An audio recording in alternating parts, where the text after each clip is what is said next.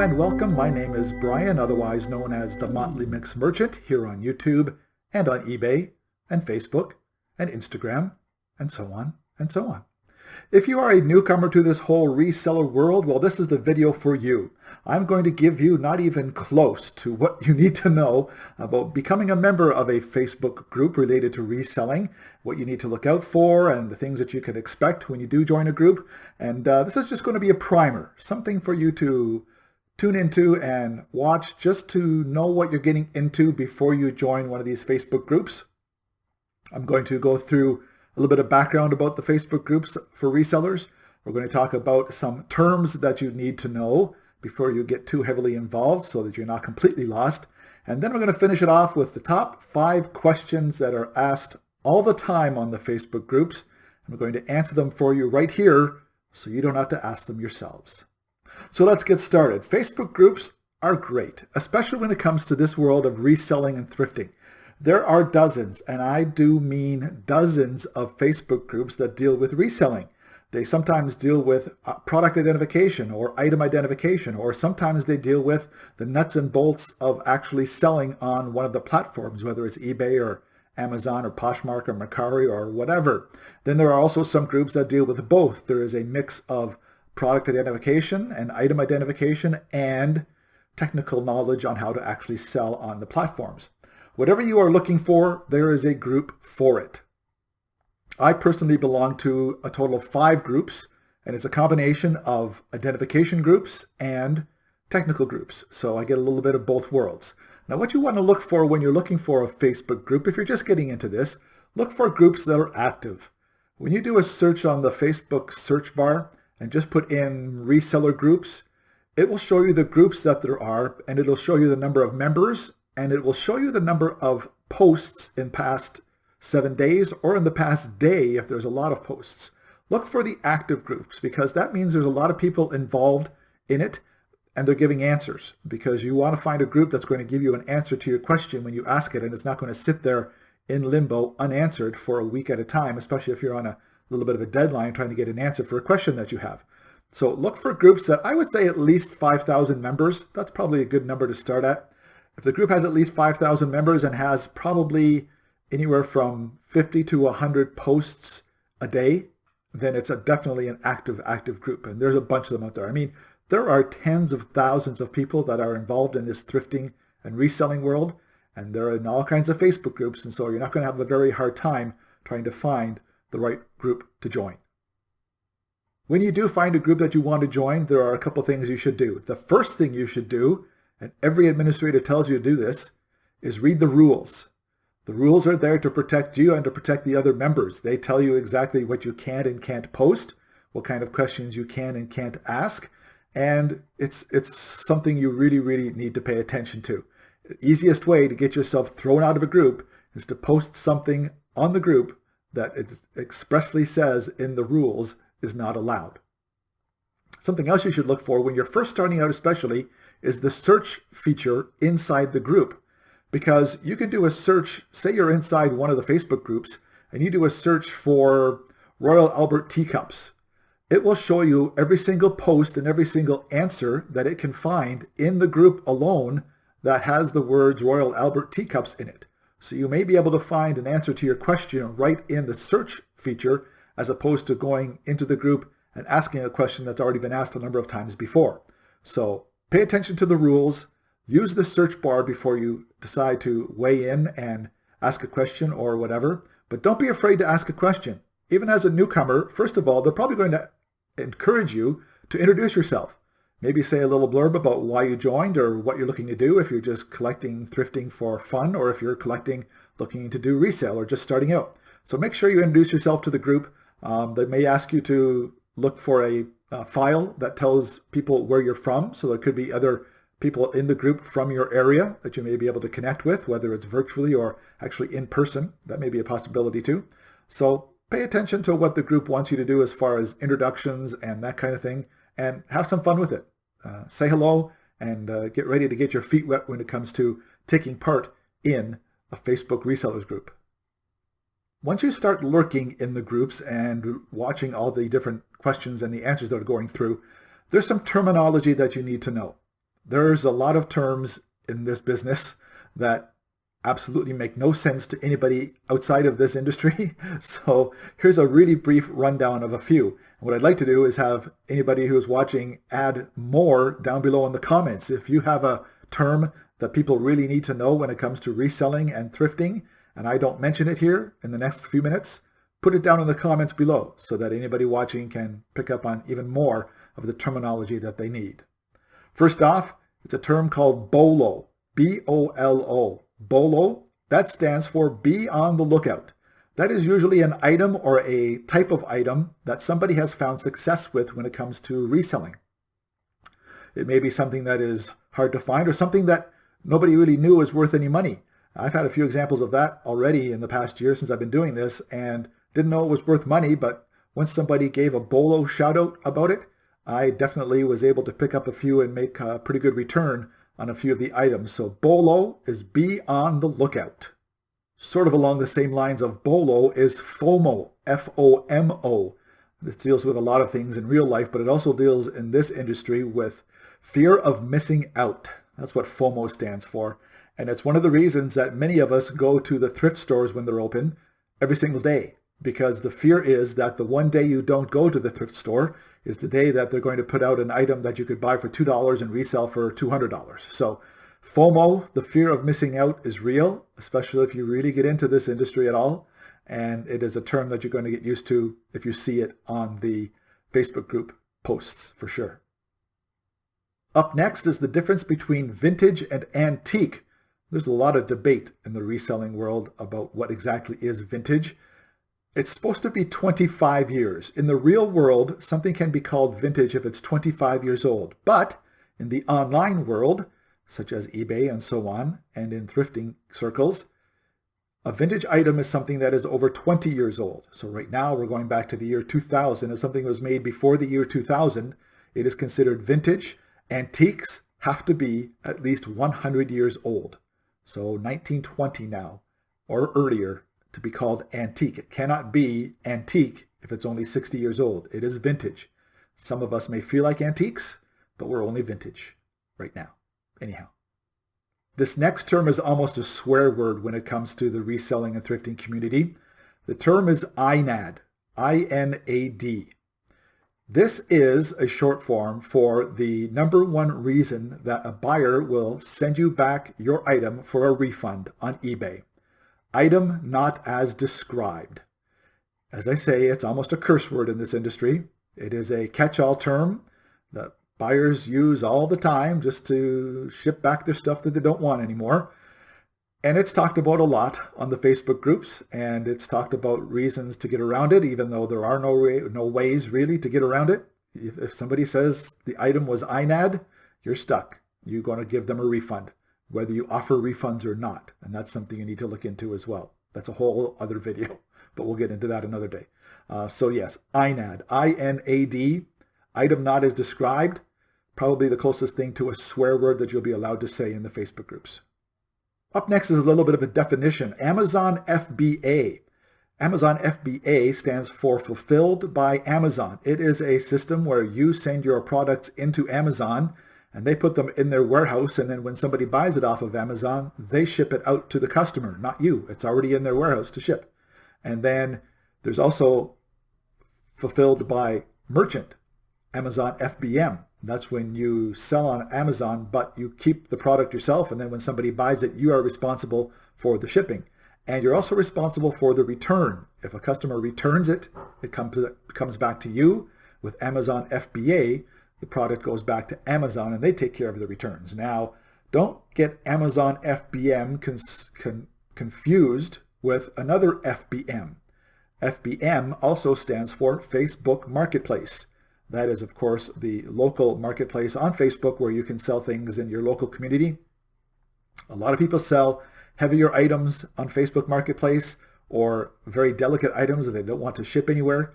So Facebook Marketplace is a very good platform when it comes to selling, and don't get that confused with Amazon FBM or Amazon FBA, which are other terms that you need to know as well if you're getting into the Amazon end of reselling. This next term confuses a lot of people because they don't see it in their area. If somebody says they're going to the bins, they are going to a certain kind of Goodwill store where they bring out all the items in great big huge bins, usually on wheels, and you just rummage your way through the bins to look for the items. A lot of these items are the stuff that couldn't sell in a regular Goodwill store, or the things they've lost a pair to a shoe maybe, although sometimes you get lucky and find the second shoe in another bin. So the bins are not everywhere. There's a number of them around the United States. I don't even know if there's any, I'm a Canadian, and I don't think there's any Goodwill bins here in Canada. But if you hear them talking about the bins in the Facebook group, it is a type of Goodwill store, not where everything's on shelves and neatly organized, but it comes out piled inside rolling bins that you have to rummage through, and then you pay usually by the pound for everything that you buy. So sometimes people get really, really good deals because they're paying for things by the pound, and then you can turn around and resell them for full retail price on whatever platform you choose. And last but not least, in this very short terminology tutorial, is something called the death pile. I know it's a morbid term, but it is something we talk about all the time in the Facebook groups. A death pile is something that everybody has. Admit it, everybody has. If you're a regular reseller and you're watching this, admit it, everybody has a death pile. A death pile is that pile of clothing or the boxes full of items or the shelves or the closet or whatever you have of items that you've picked up, whether you bought them or picked them up for free and were intending to resell, but never got around to it. They're just sitting there. They've never been cleaned. They've never been listed. You've never tried to sell them. That's called a death pile. Now, people have tried to change the terminology a little bit lately. I prefer to call it my profit pile because probably most of my profit is sitting in that pile right now. Although my profit pile has been greatly reduced during these crazy times that we're in at this point of May 2020. It's interesting because the death pile is going to have a new connotation now. You almost have to have a, quote, death pile or profit pile or unsold items pile these days now, because if something like this coronavirus happens again, people are running out of things to sell right now. And so if you don't have a little bit of a backup stock that you're just going to leave and not touch, then you may be in trouble. So new connotation for an old term, the death pile may become the profit pile, may become just your backup stash in the future. So that's just a very, very brief number of terms that you need to know before you head into the Facebook groups when it comes to reselling and thrifting. As I said, if you have another term that you think people need to know about, leave it in the comments below. Let's keep passing on the wisdom, because I definitely am not trying to get through every single thing you need to know in this video. I only have a certain amount of time, not a couple of months. So let's pass on our knowledge, and leave a comment down below if you have more terminology that somebody new to this business needs to know before they start looking through the groups and get lost forever. Last but definitely not least, I would like to go through the top 5 questions that I see on the Facebook groups all the time. Every group, all the time. And these questions are, how to put it nicely, some of them aren't the greatest questions in the world.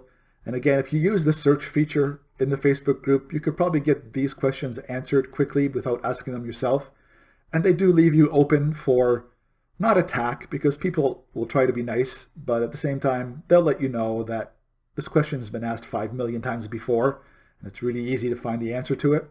So here are the top 5 most asked questions in Facebook groups. Number 5. So guys, what's selling for you these days? Well, that's kind of a loaded question, because veteran resellers are going to be wondering, why are you asking? Are you trying to find out what we're selling well after years and years of research and hard work to figure out what exactly sells online, and you want to come in and just swoop in and ask us what's selling so you can start selling the same thing too? That's one side of the coin. But the other side of the coin is we understand that there are highs and lows to all different kinds of areas of reselling. Some things sell well at certain times, such as jigsaw puzzles selling very well right now during the coronavirus epidemic. But I would avoid this question as much as possible, because you really are leaving yourself open for people to say, none of your business. And I don't want to be that kind of person, but really, People are in this business to make money, and if they start giving out all their secrets about what exactly is selling for them on the different platforms, well, then all the work that they've put in over the past year, 2 years, 5 years, sometimes 10 years is all for nothing, because somebody else is just going to swoop in and start selling the same thing and maybe undercutting their price and giving them some non-needed competition. Number 4, is this a scam? And it's usually accompanied by a screenshot of this kind of message from a potential buyer saying, "Thank you very much for accepting my offer. Kindly contact me at such and such a number or such and such an email so we can arrange payment." Nobody uses the word kindly in the English language anymore. If you get a message from somebody and the first thing they say is kindly, right away it's a scam. It's a scam. Also, never, ever, ever, ever contact a buyer or potential buyer outside of your platform, whether it's eBay or Poshmark or Mercari or whatever. If somebody wants to contact you outside the platform messaging system, it's a scam, and it's going to just cost you money and heartache in the long run. Sometimes this scam is also accompanied by something along the lines of, "I'll pay you an extra $200 to buy gift cards so that I can include the gift cards with the package when my niece receives it for her birthday." Again, red flags, fireworks should be going off all over the place. Scam, scam written all over it. Don't ever buy anything extra on top of the item to include with the item when you ship it, even if they don't end up trying to contact you outside the platform. Just don't do it. Stick to the platform and stop asking this question if you could in the Facebook groups, please. It is a scam. I know you're new and I know you have to learn, sometimes the hard way, and we will tell you it's a scam, and there will just be 200 replies, answers to your question. Yes, it's a scam. So if you're watching this video, I'll save you the trouble. It's a scam if they ask to contact them outside of the platform. It's a scam. Most asked question number 3. "Oh my God, guys, I just found a box of my old Black Diamond Disney VHS tapes. Am I rich?" No, you're not rich. Black Diamond VHS tapes of Disney's are not going to make you rich. This is the result of a very poorly researched, badly written news article a number of years ago, where somebody just looked at people were asking for their Black Diamond VHS tapes and decided to say that's how much people were getting for their Black Diamond Disney VHS tapes. I could ask $5,000 for this pen. I'm not going to get it, but I could ask for it. The only way you're going to know what something is selling for is if you go into the sold items on eBay. And right now, a Black Diamond Disney VHS is selling for maybe $20, $25 if it's brand new, still wrapped in the cellophane. You're not going to get rich because you found your old Black Diamond Disney VHS tapes. I'm sorry. And any of the other ones that you see that are even in the sold section, they are A, false bidding that never paid for the item, but eBay lists it as being a sold item even if the person never did end up paying for it, or it's money laundering. As much as we hate to admit it, there is money laundering that sometimes will be going on the platforms, especially eBay, because somebody could buy something for $2,000 and send $2,000 worth of unmarked bills, or who knows what they're doing to launder the money. So it happens, but nobody, and I mean nobody, is getting thousands of dollars for their Black Diamond Disney VHS tapes. Nobody. Question number 2. Although this question has pretty much been barred now by most of the groups, but it was nonstop there for quite a while. So even in the last year, it's still the second most asked question that I remember on all the Facebook groups. And the question is, yes or no? Yes or no what? If I get this for 50 cents and I want to keep it for myself, should I get it? Well, then yes. If I have to pay $50 for this and I try to resell it for $55, should I get it? No, you shouldn't. And it's usually accompanied by a really bad picture with poor lighting that you can't even see what the item is. Yes or no questions don't fly anymore. They never did. I don't know what people were expecting to get when they just asked yes or no on an item. But right now, most of the groups have barred you from asking this question. So don't ask this question if you want to stay in the group, because you're not going to get an answer, because people are tired of seeing very vague yes or no questions when you don't give any context. Should I buy this for $1 with the chance of selling it for $40? Well, then yes. But we don't know that when all you ask is yes or no. But as I say, thankfully, most of the groups have barred this question from being asked unless you give a lot more context and a lot more specifics, and it has made a lot of us very, very happy. And now the number one question that I see asked all the time on the various Facebook groups for resellers and thrifters is, what the heck is this thing? Does anybody have any idea? Well, guess what? We love that question. Members of the Facebook groups absolutely love it when people ask, what exactly is this thing? Or does anybody have any ideas? Because that's where we get to help you.